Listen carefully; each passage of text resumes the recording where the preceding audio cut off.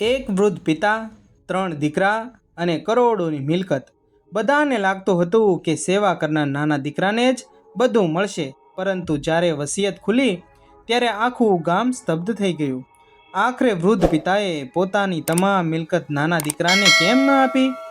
જવાબ જાણીને કદાચ તમારી આંખો પર ભીની થઈ જશે. સવારના 5:30 વાગ્યા હતા. મહુવા ગામ હજુ ધીમે ધીમે જાગી રહ્યું હતું. મંદિરની આરતીઓનો મધુર અવાજ હવામાં ભળી રહ્યો હતો. ગલીઓમાં દૂધવાળાની સાયકલો ઘંટડીઓ સંભળાઈ રહી હતી અને ખેતરો તરફ જતા ખેડૂતના પગલાના ગામને જીવંત બનાવી રહ્યા હતા. ગામના મધ્યમાં એક વિશાળ વર્ષો જૂનું પટેલ પરિવારનું ઘર હતું. આ ઘરમાં રહેતા હતા ગિરધરભાઈ પટેલ. ઉંમર હતી 78 વર્ષની. સફેદ વાળ, ચહેરા પર અનુભવની કરસલીઓ અને આંખોમાં એવી શાંતિ કે ગામનો કોઈ પણ માણસ પોતાની મુશ્કેલી લઈને તેમની પાસે આવતો. આખી જિંદગી મહેનત કરીને તેમણે ખેતીની જમીન, કેરીનો બાગ, 2 મકાન અને થોડી બચત ઊભી કરી હતી. પણ છેલ્લા કેટલાય મહિનાઓથી ગામનો એક જ ચર્ચા ચાલતી હતી: ગિરધરભાઈ પોતાની મિલકત કોને આપશે? તેમને 3 દીકરા હતા. મોટો મહેશ વેપારી હતો, વચ્ચેરો નરેશ સરકારી કર્મચારી હતો અને નાનો રાકેશ, જે વર્ષોથી પિતાના સાથે રહીને ખેતી અને ઘરની જવાબદારીઓ સંભાળતો હતો. ગામના મોટાભાગના લોકોનો એક જ મત હતો: જે સેવા કરે છે આખી મિલકત તો તેને જ મળવાની હોય. પણ ગિરધરભાઈ જ્યારે પણ કોઈ વિષય પર વાત કરતા ત્યારે તરત માત્ર સ્મિત કરતા અને વાત બદલી દેતા, જાણે તેમના મનમાં વર્ષોથી દબાયેલું કોઈ રહસ્ય જીવતું હતું. એક દિવસ બપોરે 3 દીકરા ઘરમાં ભેગા થયા. મહેશે સીધા પ્રશ્ન કર્યો: બાપુજી, હવે ઉંમર ઘણી થઈ ગઈ છે, મિલકત વિશે કોઈ નિર્ણય કર્યો છે? ગિરધરભાઈએ થોડું પાણી પીધું, પછી શાંતિથી કહ્યું: નિર્ણય તો ઘણા વર્ષો પહેલા થઈ ગયો હતો. 3 દીકરા એકબીજાના ચહેરા જોવા લાગ્યા. મહેશે તરત પૂછ્યું: તો પછી અમને કહ્યું કેમ નહીં બાપુજી? ગિરધરભાઈએ ધીમેથી જવાબ આપ્યો: કારણ કે હજી સમય આવ્યો નથી. આટલું કહીને તેઓ ઊભા થયા અને પોતાના જૂના ઓરડામાં ચાલ્યા ગયા. 3 ભાઈઓના મનમાં હવે સવાલો જ સવાલો હતા. તે રાત્રે આખું ઘર સૂઈ ગયું હતું, પણ ગિરધરભાઈના ઓરડામાં દીવો હજુ બળતો હતો. તેમણે કબાટ પાછળ છુપાવેલું એક જૂની લોખંડની પેટી બહાર કાઢી. પેટી ખોલતા અંદર પીળા પડી ગયેલા કાગળો હતા, જૂની તસવીરો અને લાલ કપડામાં બાંધેલું એક નાનું પોટલું દેખાયું. તેણે ધીમેથી પોટલું હાથમાં લીધું. આંખોમાંથી એક ટીપું સરકી ગયું. તેણે ધીમા અવાજે કહ્યું: આ સત્ય બહાર આવશે, પણ હમણાં નહીં. તેમણે ફરી પોટલું પેટીમાં મૂકી દીધું. એટલામાં દરવાજા પાસે કોઈના પગલાંનો હળવો અવાજ આવ્યો. તેમણે ઝડપથી પેટીનું તાળું મારી દીધું. બહાર કોઈ દેખાયું નહીં, પણ કોઈક આ બધું જોઈ ગયું હતું. બીજા જ દિવસે વહેલી સવારે ગામમાં સમાચાર ફેલાઈ ગયા: ગિરધરભાઈ શહેરના વકીલને મળવા ગયા છે. ચોરાહે બેઠેલા વૃદ્ધ ચર્ચા કરવા લાગ્યા: હવે તો વસિયત લખાશે. આખી મિલકત નાના રાકેશના નામે જ જશે. બાકીના 2 દીકરાઓને કદાચ કંઈ નહીં મળે. આ વાત મહેશના કાને પડી. તેના મનમાં શંકાનો અગ્નિ ભભૂકી ઉઠ્યો. સાંજે ગિરધરભાઈ ઘરે આવ્યા ત્યારે તેમના હાથમાં એક સીલબંધ કવર હતું. તે કવર જોઈને મહેશના મનમાં ગૂંચવણ શરૂ થઈ, પણ તે કંઈ કહી શક્યો નહીં. તેમણે કોઈને કંઈ કહ્યું નહીં. સીધા પોતાના ઓરડામાં જઈ કવર પેટીમાં મૂકી દીધું. રાકેશ આ બધું જોઈ પણ પિતાને પ્રશ્ન પૂછવાની કોઈની હિંમત જ ન થઈ. રાત્રે ભોજન પછી ગિરધરભાઈએ માત્ર એક જ વાત કહી: મારી એક વિનંતી છે, મારી લોખંડની પેટીને કોઈએ અડવી જ નહીં. ઘરમાં અચાનક શાંતિ છવાઈ ગઈ. મહેશે તરત પૂછ્યું: એમાં એવું શું છે? ગિરધરભાઈએ તેની આંખોમાં જોઈને કહી દીધું: જે દિવસે એ પેટી ખુલશે એ દિવસે આ ઘરની વર્ષો જૂની હકીકત પણ ખુલશે. આટલું કહીને તેઓ પોતાના ઓરડામાં ચાલ્યા ગયા. ત્રણેય ભાઈઓ આખી રાત ઊંઘી શક્યા નહીં, કારણ કે હવે પ્રશ્ન માત્ર મિલકતનો નહોતો, પરંતુ પ્રશ્ન તો એ હતો, આખરે એ પેટીમાં એવું શું છુપાયેલું છે જેના કારણે એક વૃદ્ધ પિતા પોતાની તમામ મિલકત નાના દીકરાને પણ આપી શકતા નથી. ગિરધરભાઈએ લોખંડની પેટી વિશે કહેલી વાત પછી આખા ઘરમાં એક અજાણી બેચેની ફેલાઈ ગઈ હતી. મહેશને તો જાણે દરેક ક્ષણે એક જ વિચાર સતાવતો હતો, આ પેટીમાં ચોક્કસ વસિયત હશે અને એમાં આખી મિલકત રાકેશના નામે લખી હશે. બીજી તરફ નરેશ પણ મૂંઝવણમાં હતો. તેને મિલકતનો એટલો લોભ નહોતો, પણ પિતાએ વર્ષોથી પોતાના દીકરાઓથી કંઈક છુપાવ્યું હતું. એ વાત તેમને સતત ખટકતી હતી. રાકેશ, તે તો રોજની જેમ સવારથી જ પિતાના દવા, નાસ્તો અને ખેતરની કામગીરીમાં વ્યસ્ત થઈ ગયો હતો. તેમણે ક્યારેય પિતાને મિલકત વિશે પ્રશ્ન કર્યો જ નહોતો. એક અઠવાડિયું પસાર થઈ ગયું. એક સાંજે ગિરધરભાઈએ ઘરના આંગણામાં ખુરશી પર બેઠેલા હતા. અચાનક ગામના તેમના જૂના મિત્ર દામજીભાઈ આવ્યા. બંને લગભગ 40 વર્ષ પછી એકાંતમાં લાંબી વાત કરવા બેઠા. ઘરના લોકોએ આશ્ચર્ય થયું, કારણ કે દામજીભાઈ વર્ષોથી મહુવા આવ્યા જ નહોતા. રાકેશ ચા આપી પાછો ફરી ગયો, પણ મહેશે દૂરથી બંનેની વાતો પર નજર રાખવાનું શરૂ કર્યું. થોડી વાર બાદ દામજીભાઈનો અવાજ ધીમો થઈ ગયો હતો. ગિરધર, હવે બહુ મોડું ન કરતો. ગિરધરભાઈએ ઊંડો શ્વાસ લીધો. હું જાણું છું, પણ હજુ યોગ્ય સમય આવ્યો નથી. જો સત્ય બહાર નહીં આવે તો પછી ભગવાન જે ઈચ્છે એ થશે. આટલી જ વાત મહેશના કાને પડી. તેના મનમાં શંકા હવે અનેક ગણી વધી ગઈ. બીજા જ દિવસે સવારે ગિરધરભાઈએ એક જૂનો ફોટો હાથમાં લઈને બેઠા હતા. ફોટામાં તેઓ યુવાન હતા. તેમની બાજુમાં તેમની સ્વર્ગસ્થ પત્ની કાંતાબેન ઊભી હતી અને પાછળ કોઈ ચોથો માણસ પણ દેખાતો હતો. ગિરધરભાઈએ તરત જ ફોટો ઊંધો મૂકી દીધો. એટલામાં રાકેશ અંદર આવ્યો. બાપુજી, દવા પીવાનો સમય થઈ ગયો છે. ચાલો, હું તમને દવા આપી દઉં. હવે તમે દવા પી લ્યો. ગિરધરભાઈએ સ્મિત કર્યું. રાખ બેટા. રાકેશ ફોટો વિશે કંઈ પૂછ્યું જ નહીં, પણ તેણે પ્રથમ વખત જોયું કે પિતાના આંખોમાં આંસુ હતા. ગામમાં અફવાઓ દોર કરી રહી હતી. કોઈ કહે વકીલે વસિયત તૈયાર કરી લીધી, કોઈ કહે ગિરધરભાઈએ બધું ગુપ્ત રાખેલું છે. આ બધી અફવાઓ ગામમાં ધીરે ધીરે પ્રસરતી હતી. કોઈ તો એવું પણ કહેવા લાગ્યું કે ઘરમાં વર્ષો જૂનું કોઈ રહસ્ય દબાયેલું છે. આ વાતો ધીમે ધીમે આખા પરિવાર સુધી પહોંચી. મહેશનો સ્વભાવ ચીડિયો બનતો ગયો. તેને લાગવા લાગ્યું કે પિતા હવે માત્ર રાકેશને જ પણ વિશ્વાસ કરે છે, અમારા પર જરા પણ વિશ્વાસ કરતા નથી.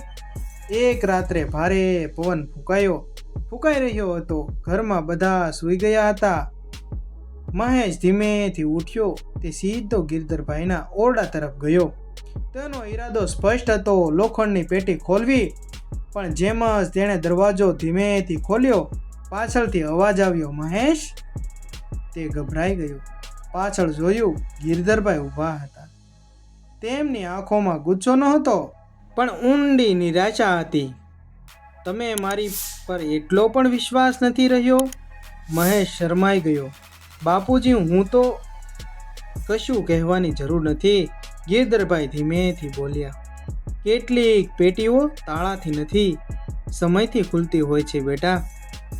મહેશ નિશબ્દ થઈ ગયો. આ ઘટના પછી ઘરમાં કોઈએ પેટીની વાત પણ ન કરી. પરંતુ ગિરધરભાઈના મનમાં હવે જાણે કોઈ મોટો નિર્ણય પાકી રહ્યો હતો. તેમણે બીજા જ દિવસે ગામના સરપંચને મળવાનું નક્કી કર્યું.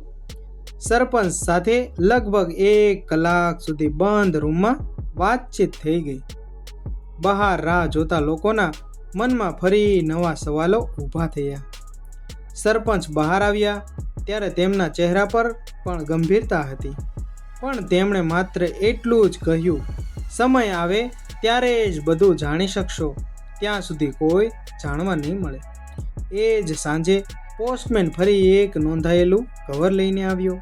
ગિરધરભાઈએ કવર ખોલ્યું. અંદર માત્ર એક જ પાનાનું પત્ર હતું. પત્ર વાંચતા જ તેમના હાથ કાંપવા લાગ્યા. તેમણે ધીમેથી આંખો બંધ કરી પછી તે પત્રને લાલ કપડામાં બાંધી લોખંડની પેટીમાં મૂકી દીધો. રાકેશ આ બધું દૂરથી જોતો હતો. તે જોઈને વિચારતો હતો કે તેના મનમાં હવે એક જ પ્રશ્ન ગુંજી રહ્યો હતો. આ પત્ર કોણ મોકલતું હશે અને તેનો અમારા પરિવાર સાથે શું સંબંધ હશે? તે જ સમયે ગિરધરભાઈએ પહેલી વાર મનમાં નક્કી કર્યું, હવે બધું સમય સુધી સત્ય છુપાવી શકાય એમ નથી. પણ એ સત્ય શું હતું એ જાણવાની ઉતાવળમાં આખો પરિવાર હતો. અને વાચક પણ. પોસ્ટમેનના પત્ર પછી ગિરધરભાઈના સ્વભાવમાં સ્પષ્ટ ફેરફાર જોવા મળ્યો. હવે તેઓ પહેલાં કરતાં પણ વધુ શાંત રહેવા લાગ્યા હતા. ઘણો સમય તેમના ઘરના પાછળમાં આવેલા જૂના વડના ઝાડ નીચે બેસી રહેતા. સામે દૂરથી સુધી ફેલાયેલા એક ખેતરો તરફ જોઈ રહેતા, જાણે વર્ષો જૂની યાદોને ફરી તાજી કરી રહ્યા હોય. રાકેશ દરરોજ તેમની પાસે બેસતો. બાપુજી, આજે શરીરને કેમ છે? ગિરધરભાઈ હળવું સ્મિત કરતા. શરીર તો વૃદ્ધ થઈ ગયું છે બેટા, પણ કેટલાક પ્રશ્નો એવા હોય છે જે માણસને ઉંમર કરતાં પણ વધારે થકવી નાખે. રાકેશને લાગતું હતું કે પિતા કંઈક કહેવા માંગે છે, પણ દરેક વખતે તેઓ વાત અધૂરી છોડી દેતા. એ જ અઠવાડિયે ગામમાં શ્રી કૃષ્ણ જન્માષ્ટમીનો મેળો ભરાયો હતો. આખું મહુવા ગામ ઉત્સાહમાં હતું, પરંતુ પટેલ પરિવારના ઘરે ખુશી કરતાં વધુ મૌન હતું. ગિરધરભાઈએ ત્રણેય દીકરાઓને સાંજે સાથે બેસાડ્યા. મારે તમારા ત્રણેય સાથે એક વાત કરવી છે. ત્રણેય ભાઈઓ સાથે બેઠા. ઘરમાં અસામાન્ય શાંતિ હતી. ધીરજભાઈને ધીમે બોલ્યા, માણસની સૌથી મોટી કમાણી જમીન કે પૈસા નથી તો પછી શું છે? મહેશે પૂછ્યું. વિશ્વાસ. આટલું કહીને તેઓ થોડીક વાર માટે ચૂપ થઈ ગયા. જો વિશ્વાસ તૂટી જાય ને તો કરોડોની મિલકત પણ પરિવારને બચાવી શકતી નથી. મહેશે આ વાતને સામાન્ય ઉપદેશમાં માની, પણ રાકેશને લાગ્યું કે આ શબ્દોની પાછળ કોઈ ઊંડી પીડા છુપાયેલી છે. બીજે દિવસે ગિરધરભાઈએ એક અનોખું કામ કર્યું. તેમણે ગામના શાળાના મુખ્ય શિક્ષક, સરપંચ અને દામજીભાઈને ઘરે બોલાવ્યા. ત્રણેય મહેમાનો લગભગ 2 કલાક સુધી અંદર બેઠા હતા. દરવાજો બંધ હતો. બહાર ત્રણેય દીકરાઓ રાહ જોઈ રહ્યા હતા. મહેશ વારંવાર અંદર જવાનો પ્રયાસ કરતો હતો, પણ સરપંચનો એક જ જવાબ હતો, હજુ નહીં. જ્યારે મહેમાનો બહાર નીકળ્યા ત્યારે દરેકના ચહેરા પર ગંભીરતા હતી. કોઈએ એક શબ્દ પણ બોલ્યો નહીં. આ દ્રશ્ય જોઈને નરેશ પણ ચિંતામાં પડી ગયો. આખરે બાપુજી શું છુપાવી રહ્યા છે? રાત્રે ગિરધરભાઈએ ફરી લોખંડની પેટી ખોલી. આ વખતે તેમણે અંદરથી એક જૂની ડાયરી બહાર કાઢી. ડાયરીના પહેલા પાના કાંતાબેનના હસ્તાક્ષર હતા. તેમણે ધીમેથી તે પાના પર હાથ ફેરવ્યો, પછી આંખો બંધ કરી. કાંતા, હવે કદાચ વચન પૂરું કરવાનો સમય આવી રહ્યો છે. કેટલાકમાં બહારથી રાકેશનો અવાજ આવ્યો. બાપુજી, દૂધ લઈ આવ્યો. ગિરધરભાઈએ ઉતાવળમાં ડાયરી ફરી પેટીમાં મૂકી દીધી. બીજા દિવસે સવારે એક અજાણી કાર ઘરના દરવાજા આગળ આવીને ઊભી રહી. કારમાંથી લગભગ 50 વર્ષની ઉંમરના એક અભદ્ર પુરુષ ઉતર્યા. તેમણે પૂછ્યું, આ ગિરધરભાઈ પટેલનું ઘર છે? હા, મારે તેમને જ મળવાનું છે.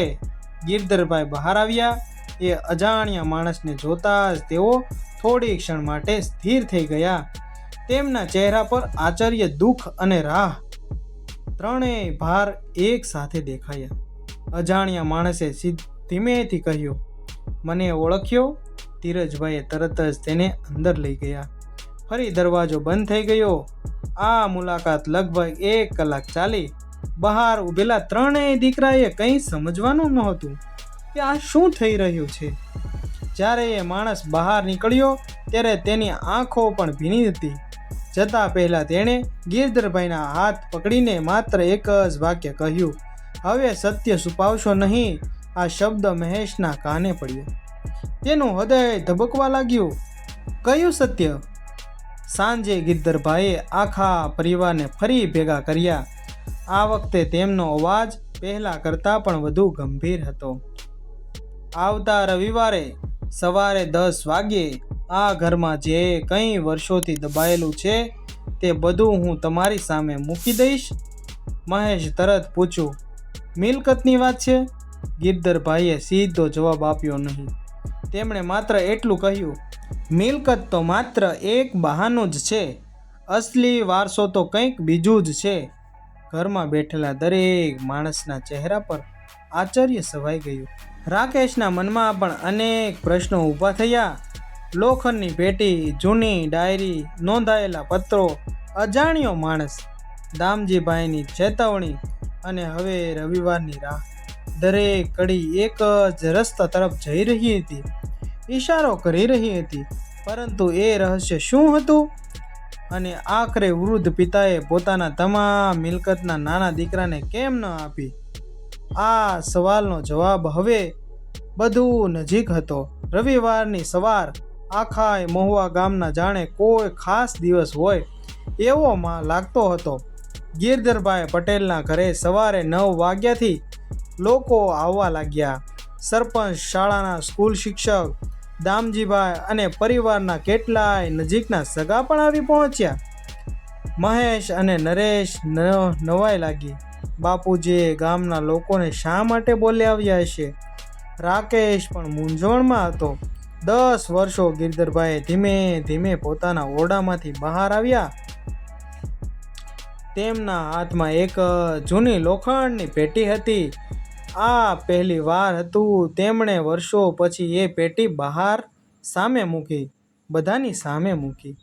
ઘરમાં એવી શાંતિ હતી કે ઘડિયાળની ટીક ટીક ટીક પણ સ્પષ્ટ સંભળાતી હતી. ગિરધરભાઈએ પેટી પર હાથ ફેરવ્યો. આ પેટી છેલ્લી 32 વર્ષથી મારી સાથે છે. આજે પહેલી વાર તે બધાની સામે ખુલશે. મહેશની આંખોમાં ઉત્સુકતા વધી ગઈ. રાકેશ પણ શ્વાસ રોકીને બેઠો હતો. ગિરધરભાઈએ ચાવી ફેરવી, તાળું ખોલ્યું. પેટીનું ઢાંકણું ધીમેથી ઊંચું થયું. અંદરથી તેમણે સૌથી પહેલાં એક જૂની ડાયરી બહાર કાઢી અને પછી કેટલીક પીળી પડી ગયેલી તસવીરો અને છેલ્લે લાલ કપડામાં બાંધેલું પોટલું. ઘરમાં બેઠેલા દરેક માણસની નજર એ પોટલા પર જ અટકી ગઈ. ગિરધરભાઈએ પોટલું ખોલ્યું. અંદરથી એક જૂનો પત્ર બહાર આવ્યો. તેમણે પત્રને હાથમાં લઈને લાંબો શ્વાસ લીધો. આ પત્ર મારી પત્ની કાંતાબેને પોતાના મૃત્યુના 3 દિવસ પહેલાં લખ્યો હતો. આ સાંભળીને ત્રણેય દીકરાઓ ચોંકી ગયા. પણ મમ્મીએ તો ક્યારેય આ પત્ર વિશે કહ્યું નહોતું. ગિરધરભાઈની આંખો ભીની થઈ ગઈ, કારણ કે મેં જ તેમને વચન આપ્યું હતું, જ્યાં સુધી યોગ્ય સમય ન આવે ત્યાં સુધી આ પત્ર કોઈને નહીં બતાવવું. મહેશ ઉતાવળમાં બોલ્યો, તો પછી આજે જ વાંચી લો ને બાપુજી. ગિરધરભાઈએ માથું ધુણાવ્યું. ના, આ પત્ર વાંચતા પહેલાં તમારે એક માણસને મળવું પડશે. આટલામાં દરવાજા પર કાર આવીને ઊભી રહી. બધાની નજર બહાર ગઈ. એ જ આંગણામાં માણસ કારમાંથી નીચે ઉતર્યો, જે થોડા દિવસ પહેલાં આવ્યો હતો. આ વખતે તે એકલો ન હતો, તેની સાથે એક વૃદ્ધ મહિલા પણ હતી. મહેશ ધીમેથી બોલ્યો, આ લોકો કોણ છે? ગિરધરભાઈ આગળ વધ્યા. તેમણે બંનેનું આદરથી સ્વાગત કર્યું અને કહ્યું, આજે જે વાત કહેવાની છે તેમાં આ બંનેની હાજરી પણ ખૂબ જરૂરી છે. આ બધું સાંભળીને ત્રણેય ભાઈ હોશ ખોઈ બેઠા. તેને થયું કે આ કોણ વ્યક્તિ છે જેને અમે ઓળખતા જ નથી. ઘરમાં બેઠેલા દરેક વ્યક્તિના ચહેરા પર નવાઈ છવાઈ ગઈ. વૃદ્ધ મહિલાની આંખોમાં સતત ગિરધરભાઈ તરફ જ હતી, જાણે વર્ષો પછી કોઈ અધૂરો સંબંધ સામે ઊભો હતો. દામજીભાઈ ધીમેથી બોલ્યા, ગિરધર, હવે સત્યથી ભાગી શકાશે નહીં. ગિરધરભાઈએ ઊંડો શ્વાસ લીધો. પછી ત્રણેય દીકરાઓ તરફ જોયું. આજે હું જે કહું છું તે સાંભળતી વખતે ઉતાવળમાં કાંઈ નિર્ણય કરશો નહીં, કારણ કે આ વાત માત્ર મિલકતની નથી. આ વાત મારા જીવનના સૌથી મોટા પાપ અને સૌથી મોટા ત્યાગ સાથે જોડાયેલી છે. આ શબ્દ સાંભળીને આખા ઘરમાં સન્નાટો છવાઈ ગયો. મહેશે પહેલી વાર પોતાના પિતાના ચહેરા પર એવો દુઃખદ જોયો જેણે ક્યારેય જોયો નહોતો. રાકેશના મનમાં હજારો પ્રશ્નો દોડી રહ્યા હતા. ગિરધરભાઈએ કાંતાબેનના પત્ર હાથમાં લીધો. તેમણે તેને ખોલ્યો, પણ વાંચવાનું શરૂ કરે એ પહેલાં જ તેમની નજર સામે બેઠેલી વૃદ્ધ મહિલામાં પર રડી પડી. તેમની આંખોમાંથી આંસુ સરકી ગયા. તેમણે ધીમા અવાજે કહ્યું, આ પત્રમાં જે સત્ય લખાયેલું છે તે સાંભળ્યા પછી કદાચ તમે ત્રણેય મને પહેલાં જેવા પ્રેમ નહીં કરો. મહેશે તરત જ કહ્યું, બાપુજી, એવું જ કહો. ગિરધરભાઈએ જવાબ આપ્યો, દીકરા, માણસ પોતાના કર્મોથી જ મોટો કે નાનો બને છે. તેમણે પત્ર પહેલું પાનું ખોલ્યું. ઘરમાં બેઠેલા દરેક માણસનો શ્વાસ અટકી ગયો અને ગિરધરભાઈ બોલ્યા, આ પત્રના પહેલા જ વાક્યમાં આપણા આખા પરિવારનું ભાગ્ય લખાયેલું છે. તેમણે વાંચવાનું શરૂ કરવા માટે હોઠ ખોલ્યા અને ત્યાં જ તેમની નજર ધૂંધળી થઈ ગઈ. પત્ર તેમના હાથમાંથી નીચે સરકી ગયો. રાકેશ દોડી ગયો, બાપુજી! ઘરમાં અફરાતફરી મચી ગઈ. ડૉક્ટરને તરત બોલાવવામાં આવ્યા. ડૉક્ટરે તપાસ કરી કહ્યું, ચિંતા ન કરો, તેમને ભારે માનસિકતા આઘાત લાગ્યો છે, થોડા આરામ કરવો પડશે. પત્ર જમીન પર પડ્યો હતો, પણ ગિરધરભાઈએ બેહોશ થતાં પહેલાં માત્ર એક જ વાત કહી, મારા હોશ આવે ત્યાં સુધી કોઈ આ પત્ર નહીં વાંચે. અને ફરી એક વાર વર્ષો જૂનું રહસ્ય ખુલવાનું આરે આવીને અટકી ગયું. ગિરધરભાઈ બેહોશ થઈ ગયા પછી આખા પટેલ પરિવાર પણ જાણે આબ તૂટી પડ્યો. ઘરમાં બેઠેલા દરેક માણસની નજર જમીન પર પડેલા એ પત્ર પર હતી, પણ કોઈની હિંમત નહોતી કે તેના હાથ પર લગાવે, કારણ કે ગિરધરભાઈએ બેહોશ થતાં પહેલાં છેલ્લું વચન આપ્યું હતું, મારા હોશ આવે ત્યાં સુધી કોઈ આ પત્ર નહીં વાંચે. રાકેશે ધીમેથી પત્ર ઉઠાવ્યો. તેમણે પત્રને ફરી લાલ કપડામાં વીંટાળીને લોખંડની પેટીમાં મૂકી દીધો. મહેશ આ બધું જોઈ રહ્યો હતો. પહેલી વાર તેના મનમાં મિલકત કરતાં પિતાની ચિંતા વધારે થતી ગઈ. સાંજ સુધી ગિરધરભાઈએ ભાન આવ્યું. તેમણે આંખો ખોલી. સૌથી પહેલાં તેમની નજર રાકેશ પર પડી. પત્ર? રાકેશ તરત જ જવાબ આપ્યો, બાપુજી, જેમ તમે કહ્યું હતું તેમ કોઈએ પત્ર વાંચ્યો નથી. ગિરધરભાઈની આંખોમાં સંતોષ દેખાયો. મને ખબર હતી તું મારું વચન રાખીશ. આ શબ્દો સાંભળીને મહેશનું માથું ધ્રુજી ગયું અને માથું ઝૂકી ગયું. તેના મનમાં વિચાર આવ્યો, હું તો શંકા જ કરતો રહ્યો અને રાકેશે એક ક્ષણ માટે પણ વિશ્વાસ તોડ્યો નહીં. બીજા જ દિવસે સવારે ગિરધરભાઈએ કહ્યું, આજે પત્ર નહીં વાંચું, સૌ પહેલાં તમારે કંઈક જોવું પડશે. તેમણે લોખંડની પેટીમાંથી જૂનો ફોટો બહાર કાઢ્યો. આ એ જ ફોટો હતો જેમાં ગિરધરભાઈ, કાંતાબેન અને પાછળ એક અજાણ્યો યુવાન ઊભો હતો. ગિરધરભાઈએ ફોટો ત્રણેય દીકરાઓને સામે મૂક્યો. આ માણસ એ ઓળખો છો? ત્રણેય ના પાડી દીધી.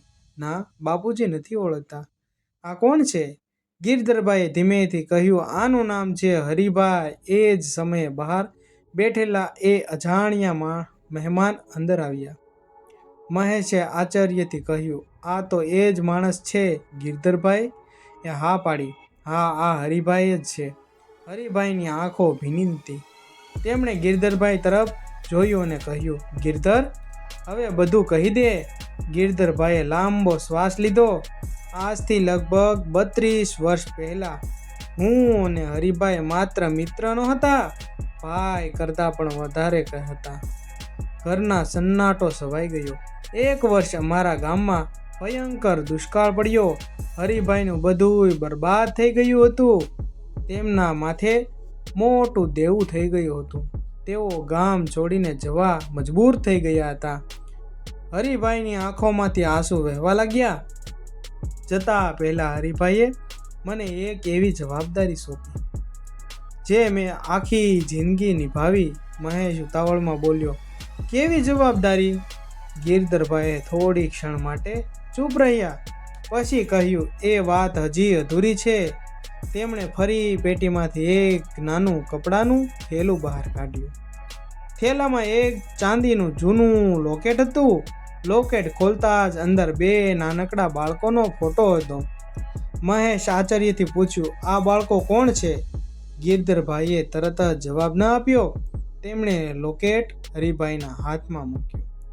હરિભાઈ ધ્રુજતા અવાજે બોલ્યા, આ લોકેટ મેં મારા સૌથી વિશ્વાસુ મિત્રને આપ્યું હતું, જેથી એક દિવસ સત્યનો પુરાવો મળી રહે. હવે નરેશ પણ બેચેન થઈ ગયો હતો. આખરે આ બધાને અમારી મિલકત સાથે શું સંબંધ છે? ગિરધરભાઈએ પહેલી વાર સીધો જવાબ ન આપ્યો. સંબંધ છે, અને ખૂબ મોટો સંબંધ છે. ઘરમાં બેઠેલા દરેક માણસના શ્વાસ અટકી ગયા.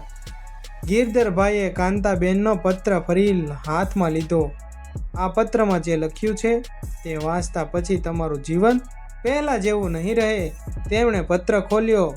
પહેલી 2 લીટીમાં વાંચતા જ તેમની આંખોમાંથી આંસુ ટપકવા લાગ્યા. તેમણે પત્ર બંધ કરી દીધો. ના, આ પત્ર હું નહીં વાંચી શકું. તેમણે પત્ર હરિભાઈને આપ્યો. આજે આ સત્ય બોલવાનો અધિકાર મારો નથી, હરિભાઈનો છે. હરિભાઈએ ધીમેથી પત્ર હાથમાં લીધો. આખા ઘરમાં સંપૂર્ણ શાંતિ છવાઈ ગઈ. બધાને થયું કે પત્રમાં શું હશે. કેટલા સમયથી પિતાજી પત્ર વાંચવાની વાત કરે છે, પણ કશું કહેતા જ નથી. 3 દીકરા પણ ત્રાહિમામ થઈ ગયા હતા. અને હરિભાઈએ તેમણે પત્રનું પહેલું પાનું ખોલ્યું અને વાંચવાનું શરૂ કર્યું. જો આ પત્ર અમારા દીકરાઓના હાથમાં પહોંચે તો સમજી લેવું કે હવે સત્ય છુપાવવાનો સમય પૂરો થઈ ગયો છે. આ પહેલું વાક્ય સાંભળતા જ ગિરધરભાઈએ આંખો બંધ કરી દીધી. હરિભાઈ આગળ વાંચતા જ રહ્યા હતા. ત્યાં જ બહાર મંદિરની ઘંટડીનો જોરદાર અવાજ સંભળાયો. ગિરધરભાઈ ધીમેથી બોલ્યા, હવે વર્ષો જૂનું રહસ્ય ખુલવાનો સમય આવી ગયો છે. પણ એ રહસ્ય શું હતું? હરિભાઈ કોણ હતા? ચાંદીના લોકેટમાં રહેલા 2 બાળકો કોણ હતા? અને આ બધાને કારણે ગિરધરભાઈએ પોતાની તમામ મિલકત નાના દીકરાને કેમ ન આપી? આ બધા પ્રશ્નોના જવાબ હવે અંતિમ ભાગમાં મળશે. ઘરમાં એવી શાંતિ હતી કે જાણે સમય પણ થંભી ગયો હોય. હરિભાઈના હાથમાં કાંતાબેનનો પત્ર હતો. તેમણે ધીમા અવાજે વાંચવાનું શરૂ કર્યું. જો આ પત્ર તમારા હાથમાં દીકરાઓના હાથમાં પહોંચે તો સમજી લેવું કે હવે સત્ય છુપાવવાનો સમય પૂરો થયો છે. આ નિર્ણય એ મને ગિરધરે મળીને લીધો હતો. અમે જે કહ્યું તે કોઈની સાથે અન્યાય કરવા માટે નહીં, પરંતુ આખા પરિવારને બચાવવા માટે કર્યું હતું. આટલું વાંચતા જ મહેશ, નરેશ અને રાકેશ એકબીજાની સામે જોવા લાગ્યા. હરિભાઈ આગળ વાંચ્યું. 32 વર્ષ પહેલાં જ્યારે ભયંકર દુષ્કાળ પડ્યો હતો, ત્યારે હરિભાઈનું બધું જ વેચાઈ ગયું હતું. તેમની પત્ની ગંભીર બીમારથી હતી. તેના 2 નાનકડા સંતાનોના ભણતરનો પણ કોઈ સહારો નહોતો. હરિભાઈની આંખોમાંથી આંસુ વહેવા લાગ્યા. ગિરધરભાઈએ ધીમેથી કહ્યું, હરિભાઈ મારી પાસે મદદ માંગવા આવ્યા હતા. મારી પાસે એટલા પૈસા નહોતા કે હું તેમની બધી મુશ્કેલીઓ દૂર કરી શકું. થોડી ક્ષણ મૌન રહ્યું. પછી ગિરધરભાઈ બોલ્યા, મેં એક નિર્ણય લીધો. મેં મારી અડધી જમીન વેચી નાખી. 3 દીકરાઓ ચોંકી ગયા. શું? હા, એ પૈસાથી હરિભાઈને દેવું ચૂકવ્યું, તેમની પત્ની સારવાર કરાવી અને બંને બાળકોના ભણતરનો ખર્ચ પણ ઉઠાવ્યો. મહેશ આશ્ચર્યથી બોલ્યો, પણ અમને ક્યારેય કહ્યું કેમ નહીં? ગિરધરભાઈ સ્મિત કરીને બોલ્યા, જો હું તમને કહી દે તો એ દાન ન કહે, તે ઉપકાર બની જાય. ઘરમાં બેઠેલા દરેકની આંખો ભીની થઈ ગઈ. પણ મહેશના મનમાં હજુ પણ પ્રશ્નો હતા. પણ બાપુજી, આનો મિલકત સાથે શું સંબંધ છે? ગિરધરભાઈએ લોખંડની પેટીમાંથી છેલ્લો દસ્તાવેજ બહાર કાઢ્યો. સંબંધ ખૂબ મોટો છે. તેમણે દસ્તાવેજ મહેશના હાથમાં આપ્યો. તેમાં લખ્યું હતું કે વર્ષો પહેલાં ગિરધરભાઈએ પોતાની ઘણી જમીન વેચી દીધી હતી. એટલે હવે લોકો જે મિલકતને ઘણી મોટી સંપત્તિ માનતા હતા તે હકીકતમાં તેમના જીવનની બચેલી મહેનત હતી. ગિરધરભાઈ બોલ્યા, તમે ત્રણેયને લાગતું હતું કે મારી પાસે અઢળક મિલકત છે, પણ સત્ય એ હતું કે તમારા માટે જે બચાવી શક્યો એ જ આજે તમારી પાસે છે. હવે મહેશ અને નરેશ આંખો નીચે ઝૂકી ગઈ. ગિરધરભાઈ આગળ બોલ્યા, હવે સૌથી મોટો પ્રશ્ન એ આખી મિલકત રાકેશને કેમ નથી આપી? રાકેશ પણ આશ્ચર્યથી પિતાને જોતો રહ્યો. ગિરધરભાઈએ તેનો હાથ પકડી લીધો. રાકેશે કે જો હું આખી મિલકત તને આપી દઉં તો લોકો કહેશે કે પિતાએ સેવા કરનાર દીકરાને જ ઇનામ આપ્યું, અને પછી તારા બે ભાઈઓના મનમાં જીવનભર કડવાશ રહી જશે. તેમણે મહેશ અને નરેશની તરફ જોયું. અને જો હું તને બંનેને વધારે આપું તો રાકેશ સાથે અન્યાય થશે. થોડી ક્ષણ પછી તેઓ બોલ્યા, એટલે મેં નક્કી કર્યું કે મારી બધી બચેલી મિલકત ત્રણેય દીકરાઓને સમાન ભાગે વહેંચાશે. ત્રણેય ભાઈઓ આશ્ચર્યચકિત થઈ ગયા. પણ ગિરધરભાઈએ હાથ ઊંચો કર્યો. હજુ વાત પૂરી નથી. તેમણે આગળ કહ્યું, ઘરનું આ જૂનું વતનનું મકાન કોઈના નામે નહીં થાય. આ ઘર આપણા આખા પરિવારનું રહેશે. દર વર્ષે દિવાળી, જન્માષ્ટમી અને શ્રાદ્ધે ત્રણેય પરિવાર અહીં ભેગા થશે. આ ઘર વેચવાનો અધિકાર કોઈને નહીં હોય. સરપંચ સ્મિત કરીને કહ્યું, આ તો સાચો વારસો છે. મહેશ ધીમે ધીમે પિતાના પગે પડી ગયો. બાપુજી, મને માફ કરી દો. હું મિલકતના લોભમાં અંધ બની ગયો હતો. નરેશ પણ રડી પડ્યો. મેં પણ તમને સમજી ન શક્યા. રાકેશ તો પહેલેથી જ રડી પડ્યો હતો. બાપુજી, મને કંઈ જ નથી જોઈતું. મને તો તમે જોઈએ. ગિરધરભાઈએ ત્રણેય દીકરાઓને ગળે લગાવી દીધા અને સહપરિવાર ખુશ થઈ ગયો. ઘરમાં બેઠેલા દરેકની આંખો ભીની થઈ ગઈ. હરિભાઈ આગળ આવ્યા. તેમણે કહ્યું, ગિરધર, તું ખરેખર ધનવાન છે, કારણ કે જે માણસ પોતાના માટે નહીં બીજાના ભવિષ્ય માટે જીવ્યો હોય તે ક્યારેય ગરીબ નથી હોતો. થોડા જ મહિના પછી ગિરધરભાઈનું શાંતિથી અવસાન થયું. પણ જતા પહેલાં તેઓ ત્રણેય દીકરાઓને એક વાત કહી ગયા હતા. મિલકત વહેંચવાથી ઘર નથી તૂટતું, પણ મન વહેંચવાથી વેચાઈ જાય છે. ઘર જરૂર તૂટી જાય, પણ શબ્દો ત્રણેય દીકરાઓએ જીવનભર યાદ રાખ્યા. વર્ષો પછી પણ દર દિવાળીએ આખો પરિવાર એ જૂના મહુવાના ઘરના ભેગા થતા. ગિરધરભાઈ હવે નહોતા, પણ તેના સંસ્કાર, તેમના ન્યાય અને તેમનો પ્રેમ ઘરમાં આજે પણ જીવંત હતો. સમાપ્તિ બોધ. સાચો વારસો જમીન, મકાન કે પૈસા નથી. સાચો વારસો છે સંસ્કાર, વિશ્વાસ, સન્માન અને પરિવારને જોડીને રાખવાનો વિચાર. ઘણા લોકો માને છે કે સેવા કરનારને બધું જ મળવું જોઈએ, પરંતુ એક સાચો પિતા માત્ર એક દીકરાનો નહીં, ત્રણેય દીકરાનો પિતા હોય છે. તેનો દરેક નિર્ણય માત્ર મિલકત નથી, પરંતુ આખા પરિવારના ભવિષ્યને ધ્યાનમાં રાખીને લેવાનો હોય છે. મિત્રો, તમને મારો આ વિડીયો જોવો પસંદ આવ્યો હોય તો મારી ચેનલને લાઈક કરો, શેર કરો, સબસ્ક્રાઈબ કરો. આ વિડીયો તમારા અન્ય મિત્ર સુધી પણ પહોંચાડો, જેથી એ પણ આ વિડીયો જોઈ અને સમજી શકે અને થોડું જ્ઞાન મેળવી શકે. વિડીયો જોવા બદલ તમારો ખૂબ ખૂબ આભાર. Thank you.